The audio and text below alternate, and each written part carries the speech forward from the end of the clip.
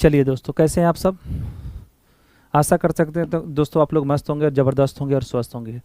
दोस्तों सभी लोग कमेंट में बताएंगे क्या मेरी आवाज़ आपके सामने पहुंच रही है। अगर पहुंच रही है तो वीडियो में दोस्तों एक एच लिख के आप लोग कमेंट कर देंगे, ताकि मुझे लग जाए कि आपका जो मेरा आवाज़ जो आपके सामने पहुँच रही है। दोस्तों आशा कर सकते हैं मित्रों आप लोग ज़बरदस्त ही होंगे, क्योंकि आप देख सकते हैं दोस्तों अभी छठ दिवाली का माहौल मुझे चल रहा है। और ठीक है, ये तो जो चीज़ है वो हर साल तो आते ही रहेगा। ये जो चीज़ है दोस्तों, छठ और दिवाली जो है वो हर साल आते रहेगा, उसमें किसी प्रकार की परेशानी भी आपको नहीं होनी चाहिए। ये कोई छठ दिवाली जो होता है पर्व होता है, ठीक है, लेकिन आपके लिए कौन सा पर्व। जो आपने जॉब नहीं किया, आपने नौकरी नहीं लिया, आपने किसी भी चीज़ को अच्छे से जीने के लिए सीखा नहीं, तब तक आपको क्या छठ और क्या दिवाली आपके लिए। परिंदों को नहीं दी जाती तालीम उड़ानों की दोस्तों, परिंदों को नहीं दी जाती तालीम उड़ानों की, खुद तय करते हैं मंजिल आसमानों की। रखता हो जो हौसला आसमानों को छूने का, उसे परवाह नहीं होती गिर जाने की। सफलता एक चुनौती है, इसे स्वीकार करो, जब तक ना सफल हो नींद चैन को त्यागो तुम। क्योंकि कुछ किए बिना जय जयकार नहीं होती, कोशिश करने वालों की कभी हार नहीं होती। दोस्तों सफलता एक चुनौती है और चुनौती लेके उसको सीखना पड़ेगा। दोस्तों आज का जो सेशन मैं लेकर आ रहा हूँ दोस्तों, काफ़ी अच्छा सेशन है, और ये जो है फिजिक्स में लेकर आ रहा हूँ, यानी भौतिकी। भौतिकी को समझने का प्रयास करेंगे कि भौतिकी बोलते किसे हैं, और भौतिकी एकदम आसानी से आपको चुटकी में समझाने का प्रयास करूंगा। और मैं एक सुनहरा सा टॉपिक दोस्तों लेकर आ रहा हूं, सुनहरा खुशखबरी के साथ, सुनहरा बैच के साथ। वो हमारा टॉपिक रहेगा यूनिट एंड डायमेंशन का, यानी बीमा क्या, मात्रक और बीमा के बारे में समझते हैं। भौतिकी आपने पढ़ने का प्रयास किया दोस्तों, आपने भौतिकी को पढ़ने का प्रयास किया, लेकिन आज तक आपने सीखा नहीं कि मात्रक हम किसे कह सकते हैं और बीमा क्या किसे कह सकते हैं। यानी इसके बारे में आपको थोड़ा सा भी नॉलेज नहीं है दोस्तों, लेकिन तब भी आप क्या कहते हैं कि हम फिजिक्स को जानते हैं। अगर सावधानी ये बरतना है मित्रों कि फिजिक्स को जानते तो ठीक है, लेकिन छोटा छोटा जो बारीकी बात होता है, अगर उसको पूछ दिया जाए दोस्तों, तो आपको उसके बारे में कोई जानकारी नहीं है। अगर हम आपसे पूछे कि physics, what is physics, physics क्या होता है, यानी भौतिकी क्या है, तो इसकी चर्चा के लिए आपने सब फिजिक्स पढ़ लिया, आपने हर कुछ जान लिया, लेकिन आपकी परिभाषा आपको जो इसका डिफिनेशन जो है, ये परिभाषा है, आपको थोड़ा सा भी याद नहीं है दोस्तों, थोड़ा सा भी दोस्तों याद नहीं है। ये हकीकत है। आपने ग्रेजुएशन पास कर लिया, आपने इंटर पास कर लिया, लेकिन आपको अगर कहीं ना कहीं इंटरव्यू में जाएंगे, अगर क ख ग घ भी पूछ दे अच्छा से, ये भी सी डी भी बोल दे बोलने के लिए, तो आपने उस पर गलती कर दीजिएगा। आप कोई चीज़ भूल ही गए होंगे कि ए बी सी डी में आखिर में लेटर होते हैं तो कितने होते हैं, कौन से लेटर किस नंबर पे आता है। दोस्तों रीजनिंग आप पढ़ दिएगा, अल्फ़ाबेट सीरीज अगर आप पढ़िएगा तो उसमें आपको बताया जाएगा कि अल्फ़ाबेट में जो 26 जो लेटर होते हैं हमारे, उस 26 लेटर में किस स्थान पर कौन सा आता है। जैसे जेड मेरा 26 पे आ गया, जे होता है मेरा आई 9 पे होता है, जे 10 पे हो गया, के 11 पे होता है, एल 12 पे, एम 13 पे, एन 14 पे, 15 पे होता है, एस 19 पे होता है, टी 20 पे होता है, ठीक है ना। इस प्रकार से जितने भी चीज़ होते हैं, एच जो मेरा 8 पे होता है, जी 7 पे होता है, ये सब जो मुजबानी आपको याद करना पड़ेगा दोस्तों, कंठस्थ, ताकि आपको किसी प्रकार की परेशानी नहीं करना पड़े। दोस्तों मित्रों मैं चाहूँगा कि मैं आपका जो टॉपिक आज लेकर आ रहा हूँ, उस टॉपिक को आप लोग समझने का प्रयास करेंगे, और ये टॉपिक जो होगा काफ़ी इंपॉर्टेंट है आपके एग्जाम के दृष्टिकोण से। दोस्तों मैं ये नहीं जानता हूँ कि अगर कंपटीशन का आप तैयारी करते हैं तो केवल एक सब्जेक्ट मजबूत करके, एक सब्जेक्ट पढ़ के आप कभी भी टीचर नहीं बन सकते हैं। उसके लिए आपको हर एक सब्जेक्ट को पढ़ना पड़ेगा, और हर एक सब्जेक्ट का आप पढ़िएगा कैसे, तो उसके लिए आपको अच्छे से कंसेप्ट क्लियर होना चाहिए। जब तक आपके अंदर का कंसेप्ट क्लियर नहीं होगा, कंसेप्ट क्लियर तब रिजल्ट क्लियर, कंसेप्ट क्लियर नहीं होगा, रिजल्ट कभी भी क्लियर आपका नहीं हो सकता है। दोस्तों रटंती विद्या अब नहीं है। अगर आप चाहते हैं कि हम रट के पास कर लेंगे, तो वो चीज़ अब नहीं है। पहले था वो सब चीज़, लेकिन अब वो नहीं है। अब रेलवे का जो स्टैंडर्ड है वो भी काफ़ी बढ़ चुका है। जीके जीएस पूछता है रेलवे, एकदम आसान से नहीं पूछता आपका ऑनलाइनर। जो एसपीडी और लूसेंट रट के आप लोग पढ़ते थे, उसका जमाना ही खत्म हो गया दोस्तों। चलिए सेशन की शुरुआत करते हैं। पहला जो टॉपिक है दोस्तों, मैं ले रहा हूँ मात्रक। क्या ले रहा हूँ? मात्रक, ठीक है ना। मात्रक हम क्या होता है? बीमा होता है। मात्रक और हम बीमा को शुरुआत करते हैं आपके सामने। मात्रक और बीमा होता है, इसको अगर हम इंग्लिश में अगर हम पढ़ेंगे तो इसका नाम है यूनिट एंड डायमेंशन, ठीक है ना। यूनिट एंड क्या होता है? डायमेंशन होता है। यूनिट एंड क्या होता है? डायमेंशन। मात्रक और बीमा होता है दोस्तों। मात्रक और बीमा को मैंने लिख दिया, तो सबसे पहले क्वेश्चन ये उठता है कि सर मात्रक और बीमा हम केवल पढ़ेंगे तो उससे तो मेरा तो काम चल ही जाएगा, लेकिन उसके पहले जो थोड़ा सा कंसेप्ट होता है दोस्तों, उसको मैं बताने का प्रयास करूंगा। दोस्तों सबसे पहले क्वेश्चन ये उठता है कि भौतिकी कहते किसे हैं। दोस्तों अगर कोई आपसे पूछे जो भौतिकी किसे कहते हैं, भौतिकी किसे कहते हैं, तो भौतिकी की परिभाषा आपको सबसे पहले जरूरी है दोस्तों याद रखना। देखिए सबसे पहले क्या होता है, आप भौतिकी के बारे में समझ रहे हैं तो आपको तो ये मालूम है कि विज्ञान की ये शाखा है। तो भौतिकी जो होती है विज्ञान की वह शाखा होती है, भौतिकी जो होती है विज्ञान की वह शाखा होती है जिसके अंतर्गत हम प्रकृतिक में होने वाली घटनाओं के बारे में क्रमबद्ध तरीके से अध्ययन को करते हैं, उसी को भौतिकी कहा जाता है दोस्तों। किसी भौतिक राशियों के मापने के लिए मानक माप की आवश्यकता होती है, किसी भी भौतिक राशियों को मापने के लिए मानक माप की आवश्यकता होती है, जिसे हम क्या कहते हैं, उसका मात्रक कहा जाता है दोस्तों, यूनिट कहा जाता है। सबसे पहले भौतिकी, विज्ञान की वह शाखा दोस्तों, विज्ञान की क्या होती है वह शाखा, विज्ञान की क्या हो गया, तो विज्ञान की वह शाखा, विज्ञान की वह शाखा, विज्ञान की वह शाखा जिसके अंतर्गत, विज्ञान की वह शाखा क्या होती है उसकी, जिसके अंतर्गत, जिसके अंतर्गत, विज्ञान की वह शाखा जिसके अंतर्गत प्राकृतिक में होने वाली घटनाओं के बारे में,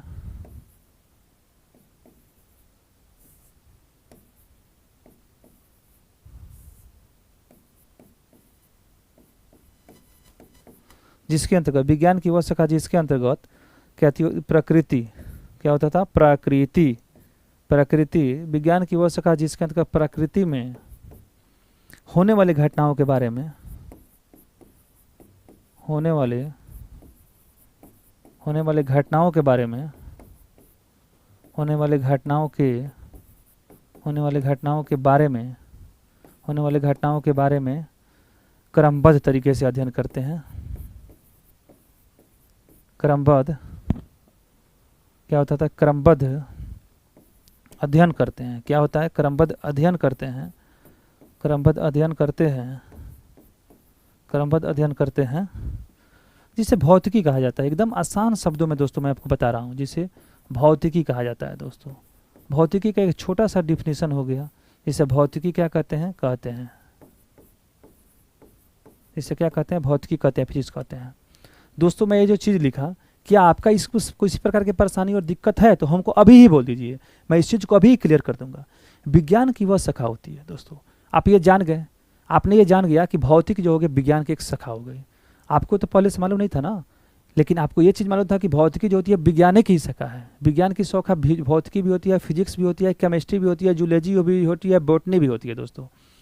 लेकिन विज्ञान की वह शाखा जिसके अंतर्गत प्रकृति में होने वाली घटनाओं के बारे में क्रमबद्ध अध्ययन करते हैं, उसे हम भौतिकी कहा जाता है, भौतिकी कहा जाता है। यह विज्ञान की शाखा होती है जिसके अंतर्गत प्रकृति में होने वाली घटनाओं के बारे में क्रमबद्ध तरीके से हमने अध्ययन किया, तो मेरा क्या हो गया, भौतिकी कहला गया। थोड़ा सा इसको हम और छोटा कर देते हैं और इसको ऊपर की ओर लेके जाते हैं, ठीक है दोस्तों, ये चीज़ हो गया। उसके बाद क्या होता है, भौतिकी, भौतिकी जो होता है मापन का विज्ञान होता है। भौतिकी जो होता है दोस्तों, भौतिकी जो होता है क्या होता है, मापन का विज्ञान होता है। किसी भौतिक राशियों को मापने के लिए एक मानक माप की आवश्यकता होती है, तो उस मानक माप की आवश्यकता जिससे हम करते हैं उसी को क्या कहते हैं, मात्रक कहा जाता है। किसी भौतिक राशियों को मापने के लिए, इसको भी लिख ले क्या, चलिए, भौतिकी को मापने के लिए सबसे पहले इसको लिख लेते हैं आप। भौतिकी, भौतिकी को मापने के लिए, भौतिकी का क्या होता है, मापने के लिए, भौतिकी को मापने के लिए, भौतिकी को मापने के लिए मानक माप की, भौतिकी को मापने के लिए, भौतिकी को मानक, एक और पॉइंट पर रुकिए, भौतिकी को मापन का विज्ञान कहते हैं, इसको भी तो लिखने जो हम बोले हैं सबसे पहले। भौतिकी को, भौतिकी को, भौतिकी को क्या कहते हैं, मापन का विज्ञान कहते हैं सबसे पहले। भौतिकी को मापन का, भौतिकी को मापन का, भौतिकी को मापन का विज्ञान कहते हैं। भौतिकी को मापन का विज्ञान भी कहते हैं। किसी भौतिक राशियों को मापने के लिए,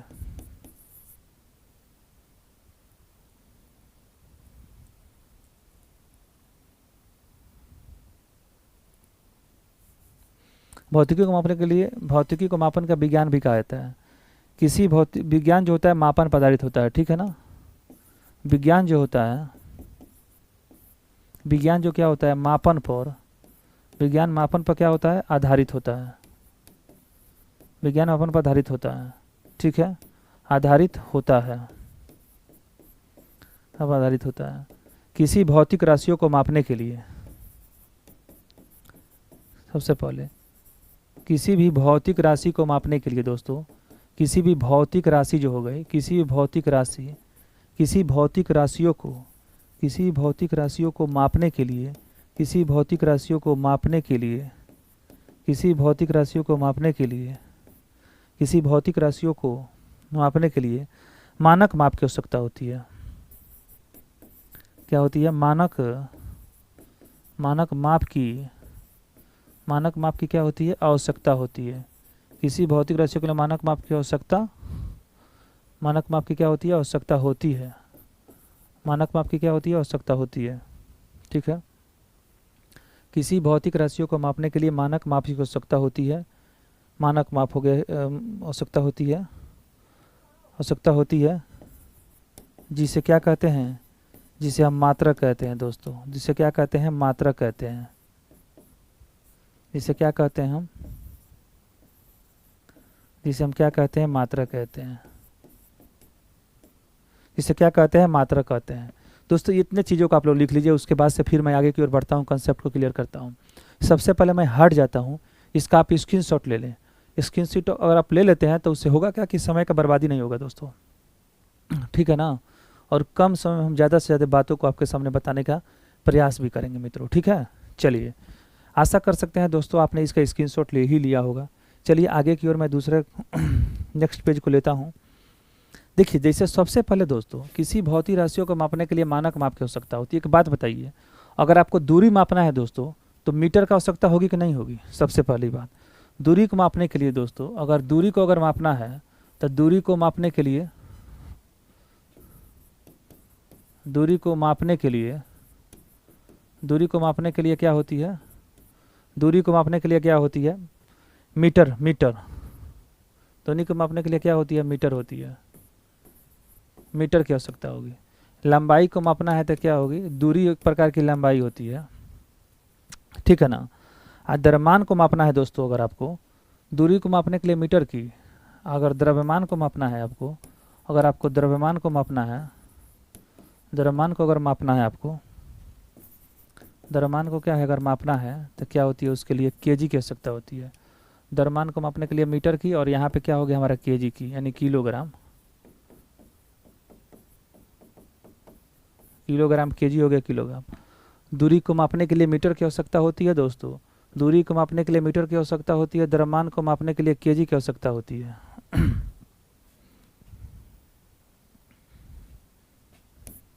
ठीक इसी प्रकार होता क्या है, लंबाई को माप लिए दोस्तों, दूरी को अगर मापनी है या लंबाई को माप लिए तो मीटर में नाप दिए, लेकिन अगर हम द्रव्यमान को मापने गए तो उसको हम केजी या किलोग्राम में नाप लिए। ठीक उसी प्रकार अन्य भौतिक राशियों को मापने के लिए, ठीक उसी प्रकार क्या होता है? ठीक उसी प्रकार अन्य भौतिक राशियों को मापने के लिए, ठीक उसी प्रकार अन्य जो भौतिक राशि होती है, ठीक उसी प्रकार अन्य भौतिक राशि को मापने के लिए, अन्य भौतिक राशि को, अन्य भौतिक राशि को, अन्य भौतिक राशि को मापने के लिए, अन्य भौतिक राशि को मापने के लिए, अन्य भौतिक राशि को मापने के लिए अपना अलग अलग मात्रक होता है। अपना अलग अलग मात्रक होता है।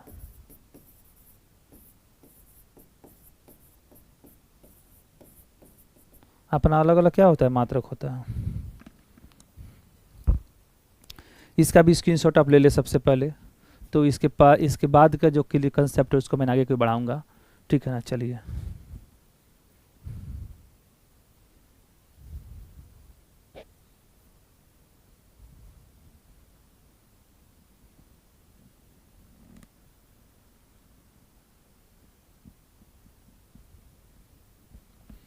चलिए लिख लिए दोस्तों, चलिए लिख लिए तो इसको मिटा देते हैं और आगे की ओर बढ़ते हैं, ठीक है।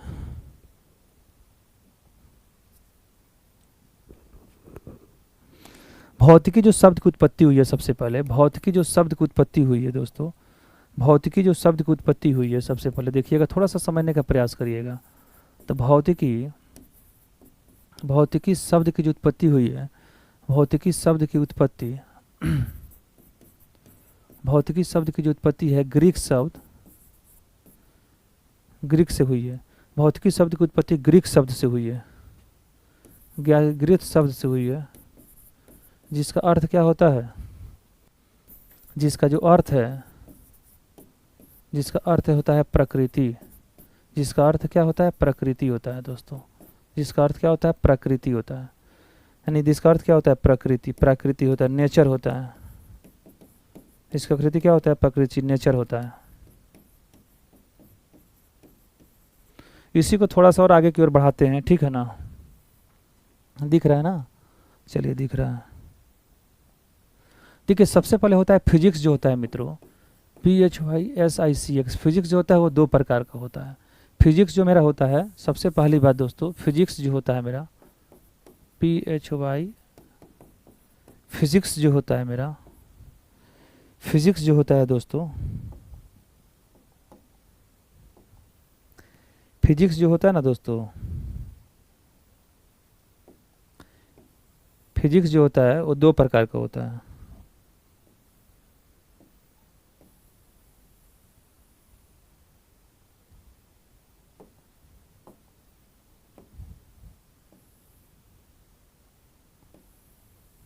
फिजिक्स जो होता है दोस्तों वो दो प्रकार का होता है।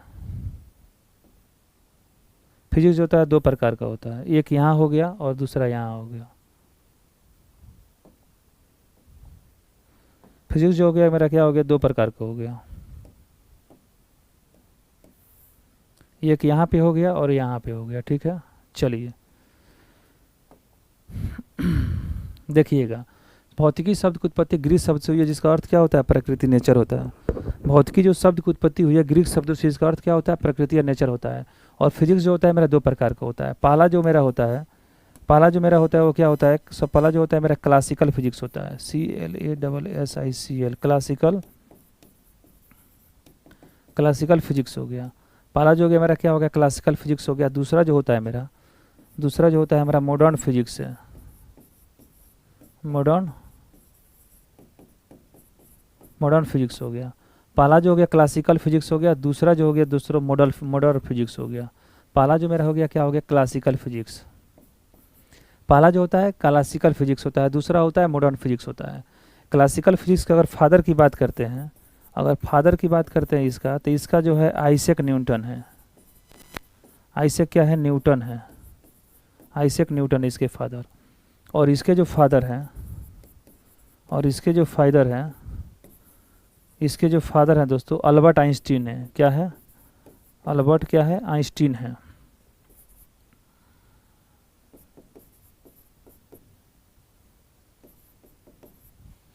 अल्बर्ट आइंस्टीन है दोस्तों। ये नहीं दिख रहा है, थोड़ा सा इसको और हमें छोटा करने का प्रयास करते हैं। अब देखिएगा तो दिख रहा है, बताइए दिख रहा है ना।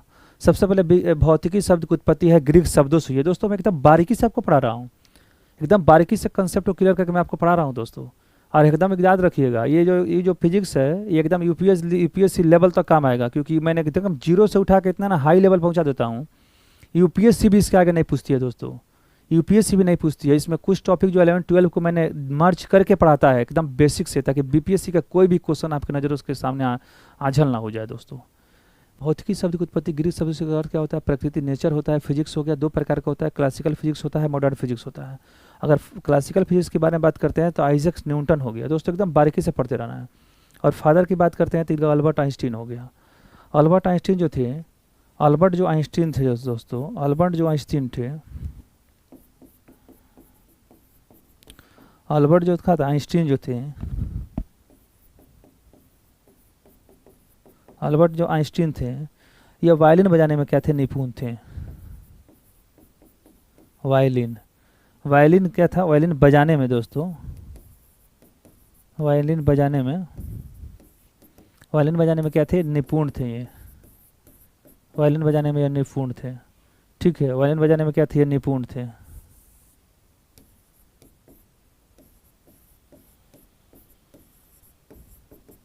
अल्बर्ट जो आइंस्टीन जो थे दोस्तों, अल्बर्ट जो आइंस्टीन थे वो क्या थे, तो वो थे आपको वायलिन बजाने में निपुण। अल्बर्ट आइंस्टीन जो थे वायलिन बजाने में क्या थे, वो निपुण थे दोस्तों, ठीक है। इसको अभी स्क्रीनशॉट लीजिए, आगे की ओर बढ़ते हैं।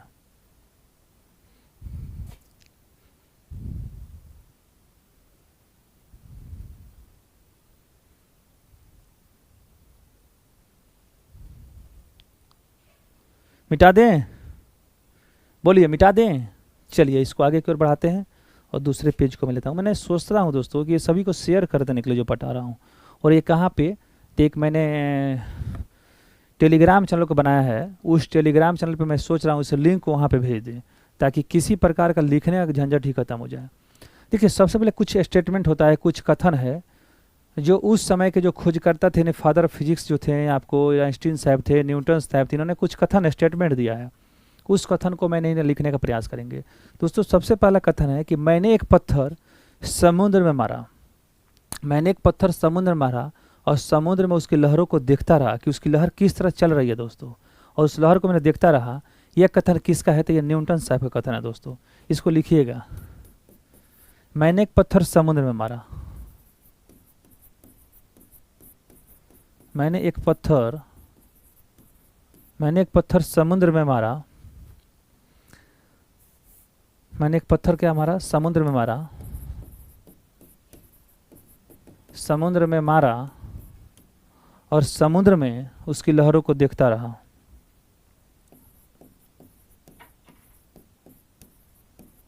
समुद्र में उसके लहरों को, समुद्र में उसके लहरों को, समुद्र में उसकी लहरों को क्या कहा, देखता रहा, देखता रहा। यह कथन किसका है, ये कथन जो जिसने बोला था दोस्तों, इस कथन को बोलने वाले थे न्यूटन साहब थे। किसने बोला, तो ये न्यूटन साहब ने ये कथन को बोला था। न्यूटन ने बोला, ठीक है। मैंने समुद्र में एक पत्थर को मारा, मैंने एक पत्थर को समुद्र में मारा और समुद्र में उसकी लहरों को देखता रहा। ये कथन अगर किसी भी एग्जाम में अगर दे दे, मान लीजिए कि आप एग्जाम का तैयारी कर रहे हैं दोस्तों, किसी भी एग्जाम का तैयारी कर रहे हैं, तो ऐसा नहीं होता है कि केवल क्वेश्चन जो होता है स्पीडी लूसेंट से ही पूछता है, कुछ उसका स्टैंडर्ड अब फॉलो नहीं कर रहा है, स्टैंडर्ड को बढ़ा रहा है दोस्तों, क्योंकि अब कंपटीशन हार्ड होते जा रहा है। तो इसमें कथन अगर कहीं दे देगा कि मैंने एक समुद्र में पत्थर को मारा और समुद्र में उसकी लहरों को देखता रहा, यह कथन किसका है, तो ये कथन जो है मेरा, ये कथन किसका है, तो ये कथन आप बोलेंगे कि ये कथन न्यूटन साहब का है। एक कथन और मैं लिखता हूँ।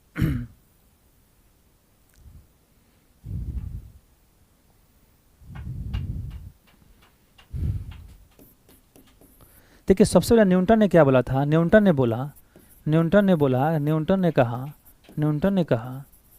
कहा कि पृथ्वी जो है नारंगी के समान है। पृथ्वी जो है वो क्या है, नारंगी के समान है, नारंगी के समान बताया, नारंगी के समान बोला, नारंगी के समान है। ये किसने बोला, न्यूटन ने बोला कि पृथ्वी जो है नारंगी के समान है। और जेम्स जिन ने पृथ्वी को नाशपाती के समान बताया है। और एक और थे जेम्स जिन ने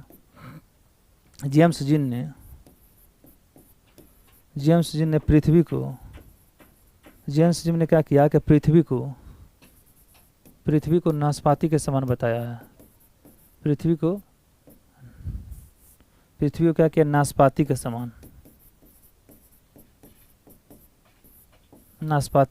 बताया, नाशपाती के समान बताया है। न्यूटन ने कहा कि पृथ्वी जो है नारंगी के समान है, लेकिन जेम्स जी ने इस बात को खंडन करते हुए बताया कि पृथ्वी नाशपाती के समान, नारंगी के समान नहीं है, पृथ्वी जो है नाशपाती के समान है। इस उन्होंने ये बताया। सर्वात्रिक गुरुत्वाकर्षण का जो नियम था, न्यूटन ने दिया था। सर्वात्रिक गुरुत्वाकर्षण का नियम, सर्वात्रिक गुरुत्वाकर्षण का जो नियम था, सर्वात्रिक गुरुत्वाकर्षण का जो नियम था, किसने दिया था, न्यूटन ने दिया था। न्यूटन ने दिया। सर्वात्रिक गुरुत्वाकर्षण का जो नियम था दोस्तों, सर्वात्रिक गुरुत्वाकर्षण का जो नियम था वो किसने दिया, न्यूटन ने दिया। सर्वात्रिक गुरुत्वाकर्षण का जो नियम था वो किसने दिया, न्यूटन ने दिया। एक यूरेका शब्द है दोस्तों, फिजिक्स में एक शब्द होता है यूरेका। फिजिक्स में दोस्तों एक शब्द होता है उस यूरेका, उस शब्द का सबसे पहले नामकरण जो किया था वो किसने किया था, ये पूछेगा। तो यूरेका शब्द का सर्वप्रथम नामकरण जो था आर्किमिडीज ने किया था। यूरेका शब्द पूछेगा कि यूरेका शब्द जो है किससे संबंधित है, तो यूरेका जो शब्द है आर्किमिडीज,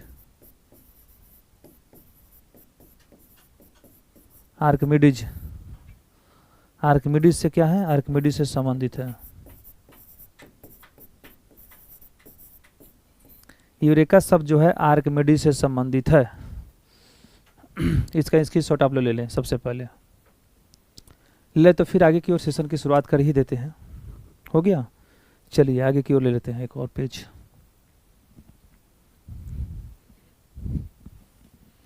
सबसे पहले होता है कुछ नियम भी है, जैसे तैरने का नियम है। सबसे पहले क्या होता है, तैरने का नियम। तैरने का नियम हो गया, क्या होता है, तैरने का नियम। तैरने का नियम होता है लॉ ऑफ क्या होता है, फ्लोटिंग होता है। लॉ ऑफ क्या होता है, फ्लोटिंग। लॉ ऑफ क्या हो गया, फ्लोटिंग हो गया। तैरने का जो नियम है, तैरने का जो नियम है किसने दिया था, तो सबसे पहले तैरने का जो नियम था ये भी आर्किमिडीज ने ही दिया था। ये भी किसने दिया था, तो आर्किमिडीज ने ही दिया था। आर्किमिडीज ने दिया था तैरने का नियम। तैरने का नियम आर्किमिडीज से संबंधित है, आर्किमिडीज ने दिया, ठीक है ना। आर्किमिडीज ने तैरने का जो नियम है आर्किमिडीज ने दिया, यानी तैरने का जो नियम है आर्किमिडीज से संबंधित है। तैरने का दोस्तों नियम है आर्किमिडीज से संबंधित है। तैरने का जो नियम है दोस्तों कैसे संबंधित है, तो आर्किमिडीज से संबंधित है तैरने का नियम। और भी थोड़ा सा है, और भी तो है, लिखना पड़ेगा, सब ही लिख ही लेते हैं जब लिखना है तो। पनडुब्बी जीवा चक्रक्ष पेटी क्या था, तो था आपको पनडुब्बी। पनडुब्बी जीवन रक्षक पेटी इत्यादि। पनडुब्बी जीवन रक्षक पेटी इत्यादि, ये भी क्या है, आर्किमिडीज से ही संबंधित है।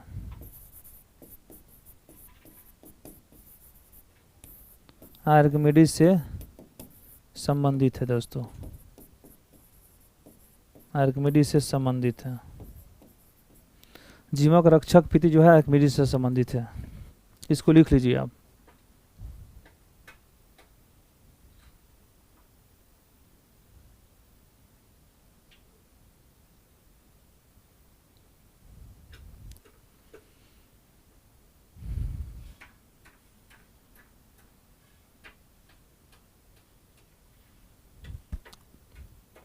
हो गया, बोलिए, हो गया।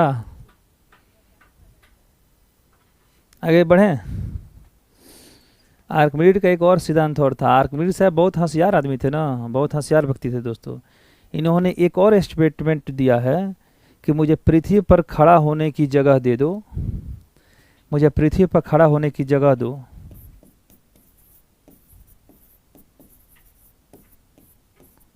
मुझे पृथ्वी पर खड़ा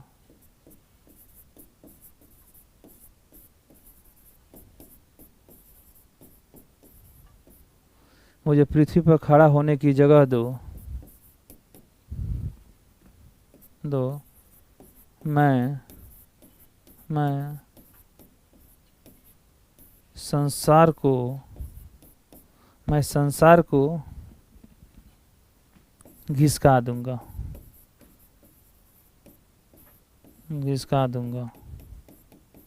ये भी जो है आर्किमिडीज ने ही बोला था, आर्किमिडीज ने बोला। ये भी कथन आर्किमिडीज का है कि मुझे पृथ्वी पर खड़ा होने की जगह दो और मैं संसार को घिसका दूंगा। यह कथन किसका है, तो आर्किमिडीज का ये भी कथन है। चलिए अब थोड़ा सा और आगे लेते हैं। The merchant of death is death. The merchant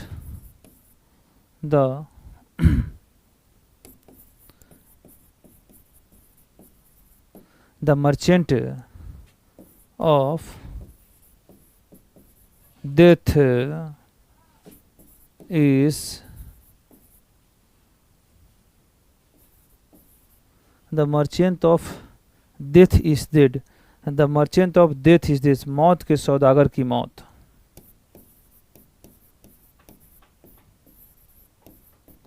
मौत के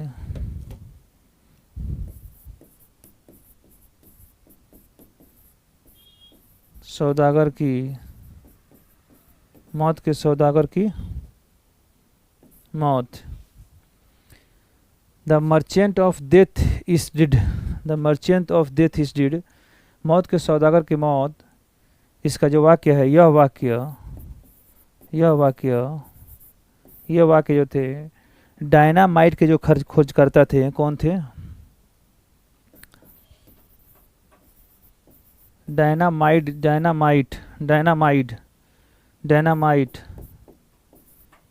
के जो खोजकर्ता थे, डायनामाइट के खोजकर्ता जो थे,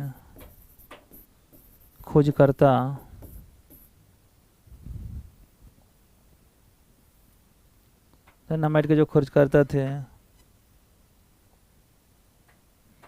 अल्फ्रेड नोबल से संबंधित है। अल्फ्रेड नोबल से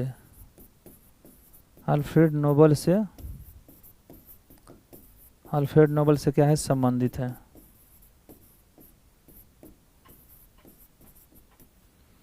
merchant is death is dead, मौत के सौदागर की मौत, यह वाक्य डायनामाइट के जो खोजकर्ता थे अल्फ्रेड नोबल से संबंधित है। ठीक है ना। नोबेल प्राइज जो होता है दोस्तों, ये भी आपको थोड़ा सा कंसेप्ट दोस्तों मैं बता रहा हूँ आपको, अगर अच्छे से अगर पढ़ लेते हैं। वीडियो तो काफ़ी लंबा हो गया अभी, ठीक है ना।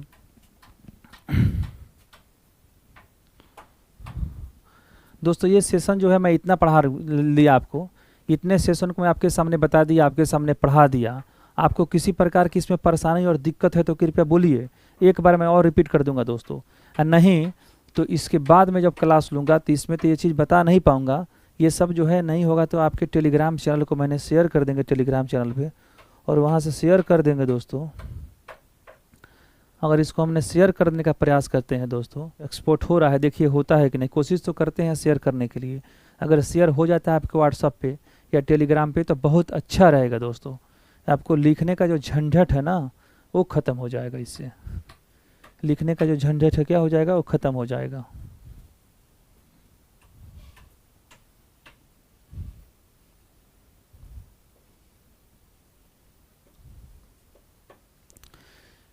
और इसके बाद दोस्तों है, इसके बाद ही मैं और कॉन्सेप्ट को पढ़ाऊंगा। जो बाकी कॉन्सेप्ट है इसका, उसका भी क्लास मैं इसके बाद वाले एक वीडियो में लूँगा। और मैं चाहूँगा कि उस जितने भी आपका कंसेप्ट मैं ले रहा हूँ उस कंसेप्ट को आप लोग अच्छे से पढ़ने का प्रयास करेंगे दोस्तों। चूँकि हमारा जो बहाली जो है बिहार सरकार में काफ़ी है, अगर आप अच्छे से पढ़ते हैं तो कहीं ना कहीं आपका सेटलमेंट हो ही जाएगा। लेकिन अगर आप अच्छे से नहीं पढ़ते हैं तो उसका नौकरी आपका जो है कोई का माई का जो लाल नहीं है जो आपको दिवा सकता है। नौकरी जो होता है दोस्तों अपने पढ़ाई से करने से होती है। नौकरी लेना सबसे हार्ड काम होता है और नौकरी से आसान काम भी दुनिया में कोई नहीं होता है। उससे आसान ही काम है सब करना। ठेकेदारी करते हैं, नेतागिरी करते हैं, ये सब अच्छा काम है, आप करिए, कोई दिक्कत नहीं है इसमें। आप नहीं भी पढ़े हैं, अनपढ़ भी हैं तो कोई चलेगा, सब दिक्कत है। लेकिन आपको अगर टीचर बनना है, आपको अगर किसी क्षेत्र में जाकर सेवाओं को देना है, IAS IPS बनना है तो उसके लिए आपको पढ़ना पड़ेगा दोस्तों। बिना पढ़े आप कुछ भी काम को नहीं कर सकते हैं, इसीलिए आपको पढ़ना पड़ेगा ध्यान से, ठीक है ना। नहीं तो जीने के लिए तो बहुत सा तरीका है, खाने पीने और जीने के लिए, लेकिन वो मायने नहीं रखता है। और मैं चाहूँगा अभी प्रिपेयरिंग हो रहा है, ये नहीं हो पाएगा, सर्वर का स्लो है थोड़ा सा नेट का इशू आ रहा होगा, वो चीज़ नहीं हो पाएगा, ठीक है ना। चलिए लेते हैं विदा, तब तक के लिए नमस्कार, जय हिंद, जय भारत। और दिवाली और छठ की हार्दिक शुभकामनाएं और बधाई आप सभी मित्रों को और दोस्तों को। मैं चाहूँगा दोस्तों कि अगर आपको वीडियो पसंद आ रहा है चैनल को शेयर और सब्सक्राइब कर देंगे ताकि मुझे मोटिवेशन मिलता है वीडियो को बनाने के लिए दोस्तों। तो एक थोड़ा सा काम है जिसके लिए आपको कोई पैसा नहीं देना पड़ रहा है, ओनली आपको शेयर और सब्सक्राइब को कर देना है चैनल को, ठीक है। थैंक यू, लेते हैं विदा दोस्तों, नमस्कार, जय हिंद, जय भारत।